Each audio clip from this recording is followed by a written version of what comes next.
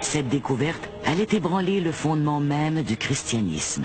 Cette pierre, renfermant un décret écrit en grec, en égyptien démotique et en hiéroglyphes, a fourni la clé des mystérieux signes dont étaient couverts les statues, les monuments et les papyrus de l'Égypte antique, donnant ainsi accès à 3000 années de l'histoire et de la culture de ce pays. La pierre a permis d'étudier les très nombreux documents égyptiens conservés au British Museum et d'y découvrir un récit fascinant et familier, celui de Jésus. L'apaisement des eaux, la marche sur l'eau, les boiteux qui marchaient, les sourds qui entendaient, la résurrection des morts, le jugement dernier, la descente aux enfers et ainsi de suite.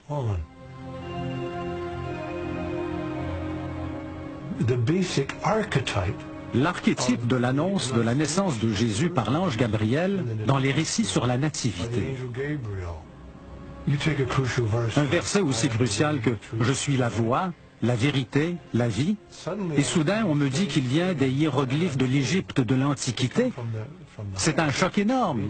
Dans le temple de Luxor, des hiéroglyphes décrivent le récit mythique d'une conception divine, ou de ce que Tom Harper qualifie de naissance virginale.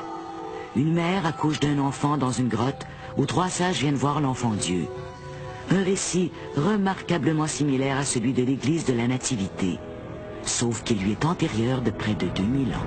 Tom Harper a trouvé des références au bon pasteur, à l'agneau de Dieu et au Fils de l'homme.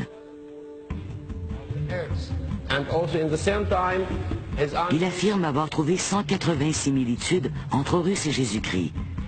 Horus est appelé Christos ou Ayusa. Sa mère vierge est la déesse Isis. Quand elle porte ce bébé, Horus, elle le tient comme la Vierge Marie tient le Christ. Les images de Marie et celles d'Isis et de Horus sur ses genoux étaient interchangeables. Dans certaines églises d'Europe, il y a une grotte au sous-sol où on peut voir une Madone noire. Et cette Madone noire, c'est Isis avec Horus. Et au cœur des cultes du mystère, il y avait un mythe. Et ce mythe parle de la résurrection d'un homme-dieu ou du Fils de Dieu. Et si on lit ce récit, on voit que cet homme-dieu est né d'une vierge et d'un dieu vers le 25 décembre. Il a changé l'eau en vin à une noce, il a fait d'autres miracles, il avait 12 disciples, sa doctrine se fondait sur l'amour, il a dérangé le statu quo, les autorités religieuses, il a été mis à mort à Pâques, parfois par crucifixion. À la couverture de notre livre, il y a une image d'un personnage qui ressemble à Jésus, mais ce n'est pas Jésus. C'est cet homme-dieu païen qui est mort et qui est ressuscité. Et bien sûr, il revient de la mort à la vie, et si vous voulez communier avec l'homme-dieu, vous prenez du pain et du vin, les symboles de son corps et de son sang. Les gens ordinaires soupçonnent qu'il y a bien des choses qu'on ne leur a pas dites. Et la vérité, c'est qu'il y a eu une dissimulation. Donc pas moins de 180 similitudes. Hein. Voilà, donc c'est pour ça que, parce que les gens me disent oui, mais on aimerait de la documentation, on aimerait des sources.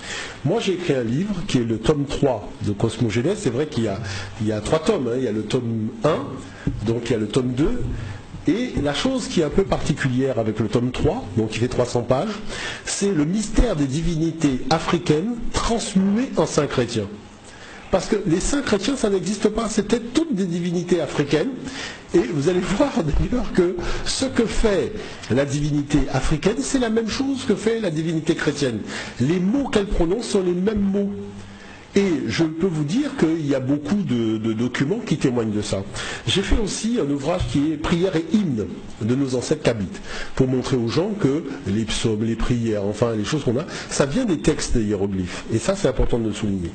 Et puis il faut souligner aussi une chose, c'est que toutes les civilisations africaines avaient leur texte sacré. Par exemple, vous avez la Bible noire qui est le texte sacré du royaume Congo, où Dieu s'appelle Mawe Jananjila, qui a un fils, qui meurt, qui ressuscite le 3e jour pour accorder aux hommes la vie éternelle. Et quand vous prenez par exemple le début de l'ouvrage, hein, vous voyez, au commencement de toutes les choses, l'esprit est né, Mawe Jananjila, le premier, l'aîné, le grand seigneur de tous les esprits, qui apparut à sa suite, se manifesta seul. Donc vous avez le monothéisme qui est attesté dans les documents. Et il y a aussi les textes donc, des pyramides d'Ounas et de Téti, que nous avons vu tout à l'heure, et texte des pyramides dans lequel on voit qu'on passe du verset 341 à 364 comme par magie. Parce que c'est là où on parle de l'Eucharistie. Et comme par magie, justement, ça a disparu. Alors que les numéros se suivent normalement. Donc tout ça pour montrer que la chose, c'est qu'il y a une documentation. Ce ne sont pas des choses que nous disons en l'air. Moi, si j'ai écrit 3 tomes, les 3 tomes de Cosmogénèse, c'est parce que tout simplement, je donne des détails, je donne des références, je montre les iconographies, y compris pour le Cosmogénèse tome 2. Et je tiens quand même à rappeler une chose. Nos ancêtres n'étaient pas des théologiens, ils étaient des cosmothéologiens. Et je tiens à expliquer pourquoi. Nos ancêtres avaient remarqué que quand l'homme lève les yeux vers le ciel, il n'a aucune pensée négative. Parce que l'idée de voler un nuage, ça vous est jamais arrivé. Par contre, quand il regarde le sol, c'est là où toutes les pensées négatives arrivent. Donc ils se sont dit, il faut que l'homme soit un reflet du ciel, et il faut que la civilisation humaine soit un reflet du cosmos. Et c'est pour ça qu'ils ont pris comme modèle l'organisation cosmique, vous voyez, et cette organisation cosmique dans laquelle le désordre, le mensonge, la confusion n'existent pas, ils l'ont appelé le royaume de Dieu. Vous voyez, donc Nesuti Emre Empet, le royaume de Dieu qui est au ciel. C'est ce que disent nos textes. Et Dieu est assis déjà sur son trône, vous voyez, donc vraiment tout l'archétype de la pensée est déjà structuré.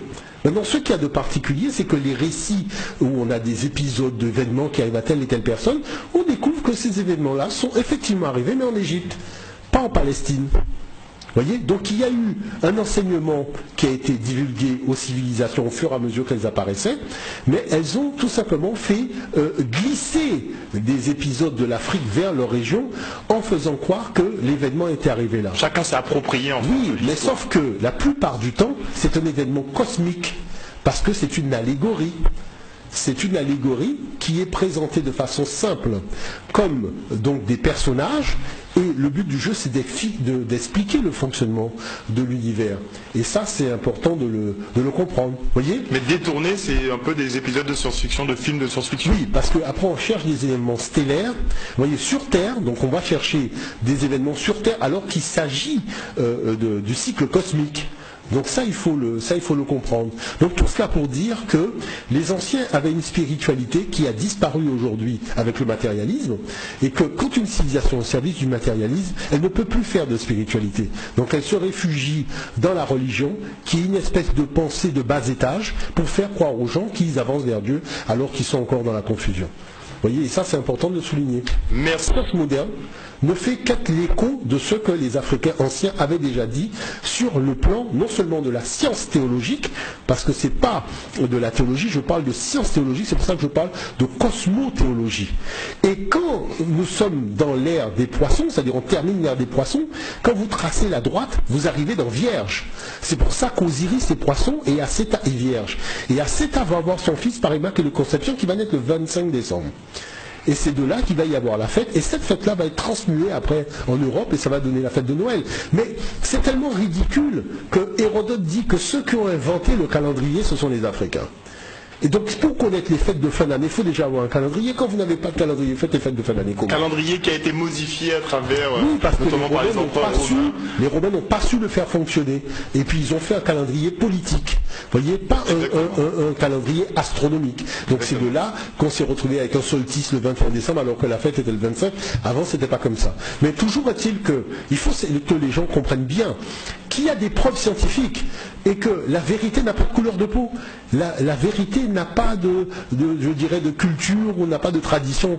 Dès que quelqu'un est honnête, peu importe sa tradition, il dira une chose. Tout a commencé en Afrique noire. Et j'insiste bien sur le côté noir.